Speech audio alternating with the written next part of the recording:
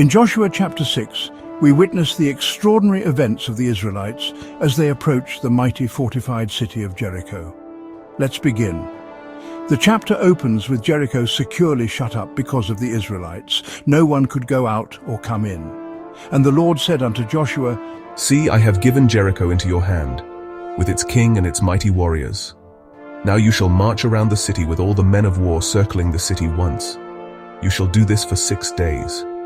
Also 7 priests shall carry 7 trumpets of ram's horns ahead of the ark. Then on the 7th day you shall march around the city 7 times, and the priests shall blow the trumpets. When they make a long blast with the ram's horns, and when you hear the sound of the trumpets, all the people shall cry out with a great shout, and the wall shall collapse. Then all the people shall charge straight into the city. So Joshua called the priests and said to them, Take up the Ark of the Covenant, and have 7 priests carry 7 trumpets made of ram's horns ahead of the Ark of the Lord. Furthermore, Joshua commanded, Go forward, march around the city, and let the armed men go before the Ark of the Lord. And when Joshua had spoken to the people, the 7 priests carrying the 7 trumpets made of ram's horns went on before the Lord and blew the trumpets. Then the Ark of the Covenant of the Lord followed behind them. Now Joshua commanded the people, You shall not shout or let your voice be heard, or let a word come out of your mouth until the day I told you to shout. Then you shall indeed shout. So Joshua had the Ark of the Lord taken around the city once on the first day. They then came back into the camp and spent the night there. This they did for 6 days. Now, on the 7th day, they got up early at daybreak and marched around the city in the same way as previous, 7 times. Now, on the 7th time, when the priest had blown the trumpet, Joshua cried to the people, Shout, for the Lord has given you the city. Remember, the city and everything in it must be devoted to the Lord for destruction. Only Rahab, the prostitute, and all who are with her in her house shall live because she hid and protected the spies we sent. But as for you, keep yourselves away from the things that should be destroyed, so that you may not covet them, and take some of the things doomed for destruction, and bring disaster upon Israel.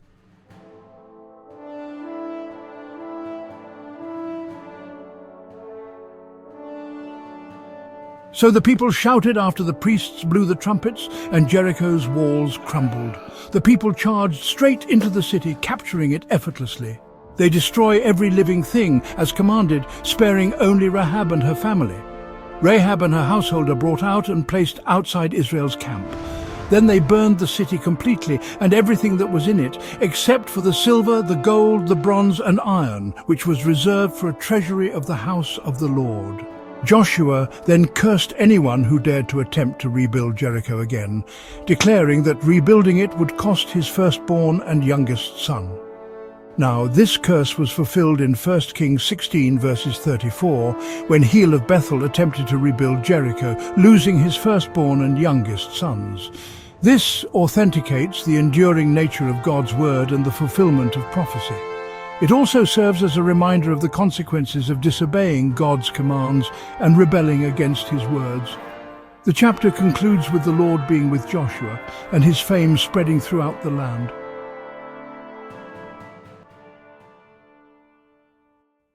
The fall of Jericho teaches us profound lessons in faith, obedience, and divine intervention.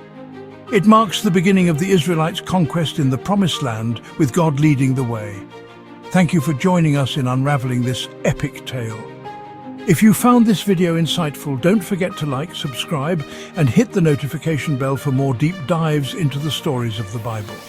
Until next time, keep exploring and keep the faith alive.